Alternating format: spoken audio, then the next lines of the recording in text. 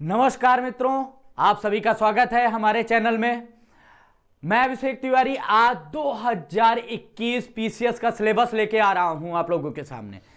क्या एक बड़ा परिवर्तन हो रहा है 2021 पीटी के सिलेबस में। आप ये समझिए कि 2018 से लगातार पीसीएस अपने सिलेबस में परिवर्तन करता जा रहा है। लड़कों का सिलेक्शन उसी रूप से अनसिलेक्टेड होने की लिस्ट में निरंतर बढ़ रहे हैं। क्यों? आखिर उस रूढ़िवादी चीजों पे हम लोग निरंतर चल रहे हैं और उस रूढ़िवादी पैटर्न को ही फॉलो करते जा रहे हैं, जबकि हम ये नहीं देख रहे हैं कि पीसीएस में इस बार परिवर्तन क्या हो रहा है। निरंतर आप लोग देखते होंगे तो परिवर्तन की प्रक्रियाएं चालू हैं, चाहे यूपीएससी हो चाहे पीसीएस हो। क्या आखिर इनमें परिवर्तन हो रहा? तो सबसे पहले हम लोग देखते हैं कि पीसीएस में आप लोगों के पीटी का सिलेबस क्या क्या है। फिर हम लोग देखेंगे कि पीसीएस के पीटी के सिलेबस को किस रूप में तोड़ रहा है आयोग, या यूपीएससी का आयोग किस रूप में तोड़ रहा है, और आपको तैयारी कैसे करनी है। आइए सबसे पहले हम लोग देखते हैं अपने पीसीएस का सिलेबस। मौखिक रूप से ये सभी छात्रों को पता है कि यही सिलेबस होता है, लेकिन एक बार फिर भी मैं आप लोगों के तरीके से बताना चाहता हूं कि यूपीएससी 2021 का सिलेबस क्या होगा, आयु सीमा क्या होती है। पीसीएस हो, आपके जो पीसीएस के एग्जाम यूपी का दे रहे हैं उसकी आयु सीमा क्या है। 21 वर्ष से 40 वर्ष तक की आयु सीमा दी गई है जनरल कैंडिडेट को। ठीक है, किसको? सामान्य वर्गीय छात्रों के लिए 21 से 40 वर्ष का तय किया गया है। नेक्स्ट, अगर हम बात करते हैं आयु सीमा की छूट पे कि आयु सीमा की छूट कितनी किसको दी गई है, तो वो भी हम लोग बहुत अच्छे से समझ लें, कंफ्यूजन नहीं होना है, क्योंकि जो छात्र वृद्धावस्था तक पढ़ना चाहते हैं वो छात्र उस पे भी फोकस करते हुए चले। तो सबसे पहली बात हम लोग बात करते हैं, ओबीसी में 5 वर्षों की छूट दी गई है, एससी और एसटी में भी 5 वर्षों की छूट दी गई है। अगर हम बात करें 40 वर्षों तक जनरल के 5 वर्षों की छूट मिल गई, तो यहां पर आपको क्या है, 45 वर्ष तक एग्जाम देने की पूरी छूट दी जा रही है। ठीक है, विकलांगों को यहीं पर 15 वर्षों की दी जा रही है, मतलब कि विकलांग व्यक्ति पीसीएस का एग्जाम 55 वर्षों तक दे सकता है। ठीक है, मतलब आपको वृद्ध बनाने की पूरी तैयारी चल रही है।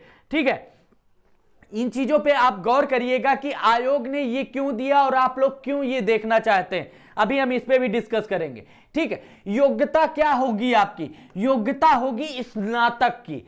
बीए पास हो, बीएससी पास हो, बीटेक हो, एमबीबीएस हो या बीकॉम हो, या जो भी आपने स्नातक स्तर पे अपना ग्रेजुएशन में किया है, स्नातक जहां से भी किया है, स्नातक होना अनिवार्य है। चाहे वो एलएलबी स्नातक हो या फिर आप लोग ऑनर्स से स्नातक हो, लेकिन स्नातक होना अनिवार्य है। ठीक है, पीसीएस की बात करते हैं तो पीसीएस पीटी में क्या क्या आप लोगों के मेंशन है, सिलेबस आप लोगों का पूरा क्या है। सॉरी, यहां पर अगर हम सिलेबस की बात करते हैं तो सबसे पहले पीटी आता है, प्रारंभिक परीक्षा होती है, फिर इसके बाद मुख्य परीक्षा होती है, फिर इसके बाद आपका साक्षात्कार होता है। मतलब 3 चरणों की यह प्रक्रिया है और प्रथम चरण ही निकालना मुश्किल पड़ जा रहा है बच्चों को। क्यों? क्योंकि रीजन है उसका नहीं निकाल पाने का। हम लोग पहले आते हैं पेपर पे डिस्कस करते हैं कि 200 अंक का प्रथम प्रश्न पत्र होता है, क्योंकि आपकी प्रारंभिक परीक्षा में 2 पेपर होते हैं। ठीक है, कौन कौन से पेपर होते हैं आप लोग इसे देख लीजिए। सबसे पहले प्रारंभिक परीक्षा में 2 प्रश्न पत्र होते हैं। पहला प्रश्न पत्र आपका क्या होगा, जीएस का होता है। ठीक है, सामान्य अध्ययन का होता है, सामान्य ज्ञान का नहीं होता है, सामान्य अध्ययन का होता है। सबसे बड़ा अंतर यही आता है कि ज्ञान और अध्ययन में बड़ा अंतर हो जाता है। ठीक है, दूसरा पेपर होता है आपका सी सेट का पेपर होता है। दोनों में अगर प्रश्न देखे जाएं तो प्रश्नों की प्रकृति क्या होती है, एक में आते हैं जो सामान्य जनरल स्टडी का आपका पेपर होता है, फर्स्ट पेपर जो प्रथम पाली में होता है। ये किस में होता है? ये आपका प्रथम पाली में होता है, प्रथम पाली। ठीक है, प्रथम पाली में होता है। इसमें प्रश्न आते हैं आपके 150 प्रश्न आते हैं। और आपका सी सेट होता है द्वितीय पाली में। इसमें प्रश्न कितने आते हैं? 100 प्रश्न आते हैं। अब यहीं से कंपटीशन आप लोगों का शुरू होता है। दोनों के अंक अगर देखे जाएं, जीएस में आपको 200 अंक मिलते हैं और सी सेट में भी आपको 200 अंक मिलते हैं। यहां पर अंकों का विभाजन अगर देखें हम, तो एक प्रश्न पर आपको 1.33% अंक मिलता है जनरल स्टडी पर, और वहीं पर सी सेट में आपको एक प्रश्न का आंसर देने पे 2 अंक मिलते हैं। दोनों में निगेटिव मार्किंग है। आप ये मान के चलिएगा कि यहां पर आपको निगेटिव 1/3 निगेटिव मार्किंग चलती है। यदि आपके 3 क्वेश्चन गलत हो जाते हैं तो एक सही प्रश्न चला जाता है। ठीक है, तो 1/3 इस पे निगेटिव मार्किंग है। अब यहां पर जो सेकेंड पार्ट है आपका, ये क्वालिफाइंग है। एक छलावा है ये कि क्वालिफाइंग है केवल, ठीक है, लेकिन क्वालिफाई करने के लिए भी आपको अटूट मेहनत करनी पड़ती है, क्योंकि आपको पता है कि मैथ आती है, रीजनिंग आती है, इंग्लिश आती है, जो नॉर्मल बच्चों को नहीं आती है। कम्युनिकेशन आता है, जो कम्युनिकेशन सही से कोई पढ़ाता नहीं है, बताता नहीं है कि कम्युनिकेट कैसे करना है। डिसीजन मेकिंग आती है। अगर आप दिमाग से अधिकारी नहीं होंगे तो डिसीजन भी आपके सही नहीं होंगे। ठीक, अगर आपका दिमाग नहीं काम कर रहा है तो कम्युनिकेट भी सही दिशा में नहीं कर पाएंगे। तो चीजों को हमें यहां पर समझना है। ठीक है, कि आपको 200 क्वेश्चन में से यहां पर कितने चाहिए, लगभग मोटा मोटा मैं मानता हूं कि आपको यहां 40 प्रश्न चाहिए क्वालिफाइंग में, किसी भी विदाउट हेडेक के, कि 39 क्वेश्चन चाहिए ऐसा कुछ नहीं। आप 40 क्वेश्चन लगाइए, उसके बाद आप फ्री हो जाइए। ठीक है, यहां पर आपको चाहिए लगभग 100 to 105 क्वेश्चन, ठीक, जिसमें आप टेंशन फ्री हो जाएं, आपका दिमाग एकदम तसल्ली से रहे। लेकिन आएंगे कैसे, बात ये आती है। तो हम लोग सबसे पहले सिलेबस देखते हैं, फिर सिलेबस के जो नेक्स्ट सेशन होगा उस पर हम लोग डिस्कस करेंगे कि आएंगे कैसे नंबर। आखिर बार बार यही प्रश्न आता है कि साहब सिलेबस तो सब पता है लेकिन आएंगे कैसे। तो रियलिटी ये है कि सिलेबस किसी को नहीं पता है, क्योंकि सिलेबस में क्या मेंशन है। अगर हम इतिहास की बात करते हैं तो इतिहास में लिखा है भारत और भारतीय राष्ट्रीय आंदोलन का इतिहास। ये एक लाइन मेंशन की गई है आपके सिलेबस में, भारत और भारत का राष्ट्रीय आंदोलन का इतिहास। अब आपको यह नहीं पता है कि इसमें क्या क्या पूछा जाएगा।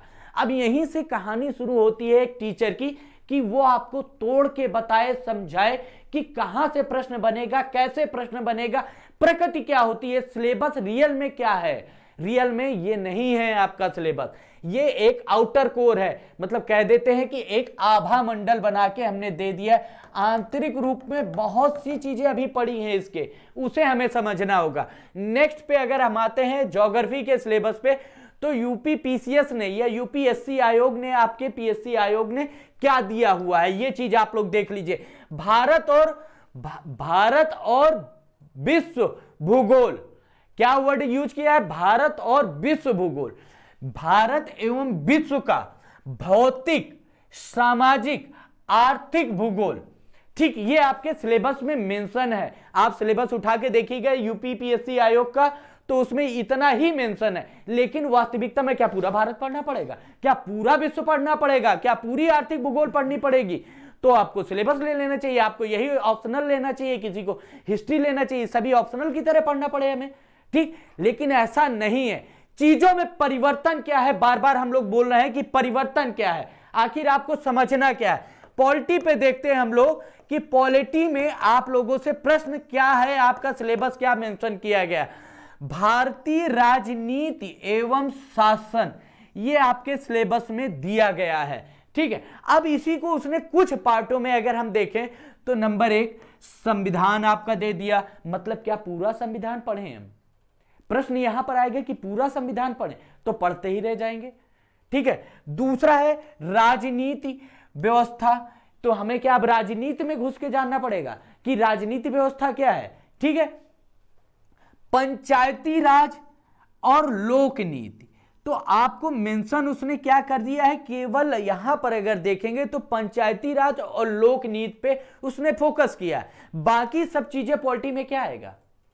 कभी आप सोचते हैं कि हमें जो सिलेबस दिया जा रहा है वो क्या है सिलेबस? आखिर उसको हमने एक डिब्बे में 4 लाइनों में लिख के हमने पूरा का पूरा सिलेबस आपको दे दिया। उसमें हमने कुछ भी ऐसा नहीं बताया है कि क्या पूछेंगे हम, ठीक है। तो ये चीजें इंपॉर्टेंट है, आप लोगों को ये समझना होगा कि सिलेबस में आखिर एक्चुअल में क्या है, जो आयोग देता है क्या वही सिलेबस है या उससे इतर है सिलेबस हमारा, या उससे ज्यादा चीजें जाननी है, या हमें संपूर्ण ज्ञान की आवश्यकता है, ठीक है। नेक्स्ट पॉइंट पे हम लोग आते हैं इकोनॉमिक्स पर। इकोनॉमिक्स में आपके सिलेबस में जो मेंशन है वो आर्थिक सामाजिक सतत विकास, यहां पर कहीं और कुछ मेंशन नहीं है, आर्थिक सामाजिक सतत विकास। अब कहां का सतत विकास होगा, विश्व स्तर का होगा या भारत का होगा या राज्य स्तर का होगा या घर स्तर का होगा या ग्रामीण स्तर का होगा, कहीं मेंशन नहीं किया है आयोग ने आपके साथ। नेक्स्ट पॉइंट पे हम लोग बात करते हैं, तो नेक्स्ट पॉइंट हमारा है गरीबी। अब गरीबी के स्तर की बात करेगा, ये गरीबी के बारे में बात करेगा, ये भी मेंशन नहीं किया है आयोग ने, ठीक है। तो इन चीजों पे आप लोगों को फोकस करना है, जो हम लोग आगे की क्लास में आप लोगों से डिस्कस करेंगे, एक एक पॉइंट पे डिस्कस करेंगे, प्रश्न कैसे आते हैं, और अगर प्रश्न हमारे बताए हुए पॉइंट पे नहीं आए तो आप बताइएगा मुझे, ठीक है। नेक्स्ट पॉइंट पे हम लोग आते हैं अंतर्विष्ट जनसांख्यिकीय। क्या है? अंतर्विष्ट जनसांख्यिकी। अब इस तीसरे पॉइंट को इसने मेंशन कर दिया है, अंतर्विष्ट जनसांख्यिकी, ठीक है। सांख्यिकी में आपका क्या पॉइंट आएगा क्या नहीं आएगा ये अब आप लोगों को सोचना है। सामाजिक क्षेत्र का इनिशिएटिव, क्या इनिशिएटिव लेगा सामाजिक क्षेत्र में, गवर्नमेंट लेगी, कौन लेगा कौन नहीं लेगा, ये हमारे सिलेबस में मेंशन नहीं किया गया है, ठीक है। इसके बाद उसने क्या कह दिया है, आदि चीजें। अब आदि में कहीं पर भी कुछ ऐसा नया दिख रहा है आपको इस सिलेबस में जो आप लोगों को समझ में आ जाए कि पीसीएस को कैसे क्वालिफाई करना है। नेक्स्ट पे आते हैं पर्यावरण में, उसने 2 पॉइंट दिए हैं। इस तीसरे पॉइंट को हमने थोड़ा सा मेंशन किया है आप लोगों को दिखाने के लिए, समझाने के लिए कि कैसे आप लोगों के प्रश्न कहां से बनाता है। एक तो है डाइवर्सिटी, ठीक है, बायोडाइवर्सिटी की बात कर रहा है, जैव विविधता की बात कर रहा है। क्या केवल जैव विविधता से ही प्रश्न जनसंख्या, पर्यावरण, इन्वायरमेंट और इकोलॉजी में पूछा जाता है आप लोगों से?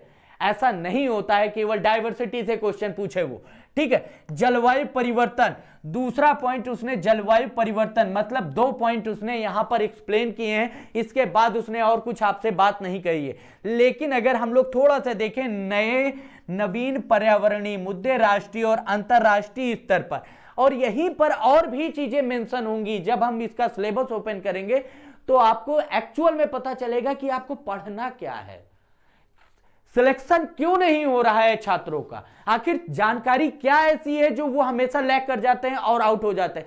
मेहनत तो आप करते ही करते हैं।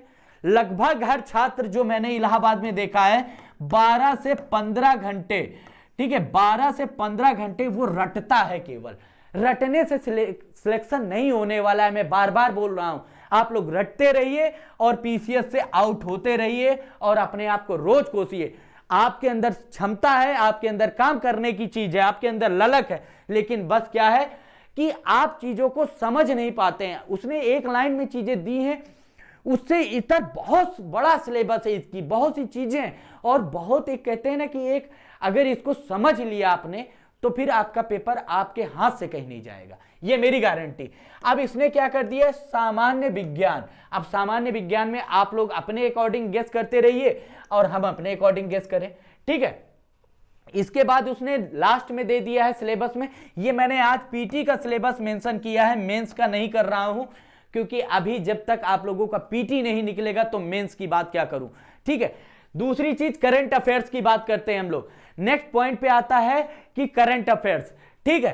तो आपका ये पूरा का पूरा यूपी पीसीएस का सिलेबस है जो पीटी का है, ठीक है। लेकिन एक चीज याद रखिए लीजिएगा कि जब तक आपको मेंस पूरी तरह नहीं समझ में आएगा तो पीटी निकल भी जाएगा तो भी कुछ नहीं होगा। जब तक आपके पास आपका ऑप्शनल नहीं होगा तब तक आप कुछ नहीं बता सकते हैं, ना समझा सकते हैं चीजों को, ठीक है। तो इस पे हम लोग सबसे पहले जो आज बात किए हैं वो केवल और केवल पीटी बेस पे बात कर रहे हैं, और इसका जो कल का वीडियो होगा वो बहुत ही धमाकेदार होने वाला है, क्योंकि उस पे आप लोगों को मिलेगा टोटल एक्सप्लेन सिलेबस, कि आपका कहां से पीटी में पूछा जाता है और एक्चुअल में सिलेबस क्या है। जो आयोग ने दिया है 2 लाइनें वो सिलेबस नहीं है, जो रियल सिलेबस है उस रियल सिलेबस पे हम लोग कल बात करेंगे आप लोगों के साथ। तो कोशिश करिए जहां तक भी यूपी पीसीएस के छात्र हैं, जहां तक आप लोगों की पहुंच है वहां तक इस वीडियो को शेयर करिए, आग की तरह फैलाइए, वहां तक सभी बच्चों के पास पहुंचना चाहिए, क्योंकि हर बच्चे को यह अधिकार है कि सही दिशा पे नॉलेज हो, सही दिशा की गाइडलाइन उसे प्राप्त हो। चलिए मिलते हैं आप लोगों से कल के क्लास में। Thank you very much.